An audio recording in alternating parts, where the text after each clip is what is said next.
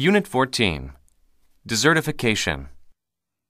Desertification is the movement of a desert into areas that were once habitable land. Right now, about 1/4 of the entire Earth's surface is covered by desert. That's a figure that's been growing, threatening the land next to deserts. Normally, next to some deserts are mountains or other land features which can prevent the desert from spreading.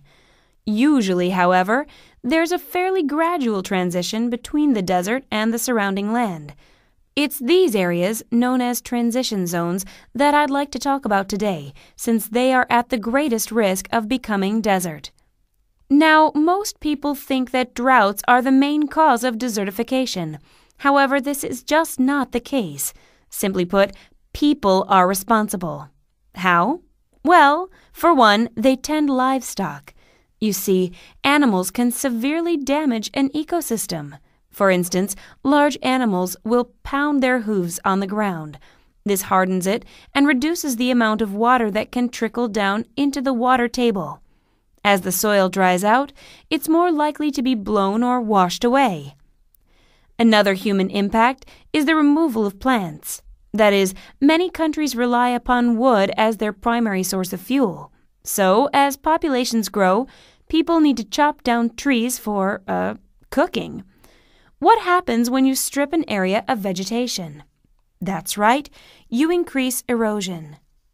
Without the roots of plants to bind the soil, it is more likely to be blown away. That's why dust storms are a common sight in deserts. Now, some people have suggested the use of dried animal dung instead of wood. However, this might create more problems than it solves. You see, while this would help preserve trees, it would rob the soil of much-needed nutrients. Animal dung is an excellent fertilizer, so burning it, rather than letting it decompose, could actually speed up desertification.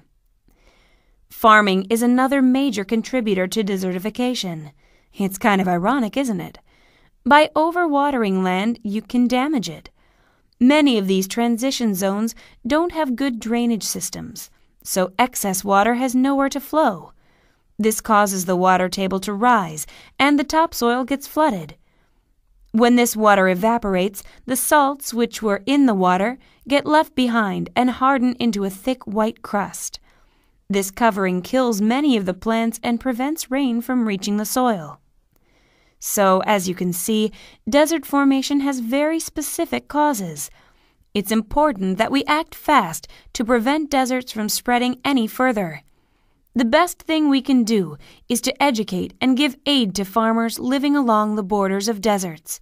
They're the ones who can help keep the growth of deserts in check. Listening comprehension. Number 1. What is the professor mainly discussing? Number 2. What happens when land is overwatered? Number 3.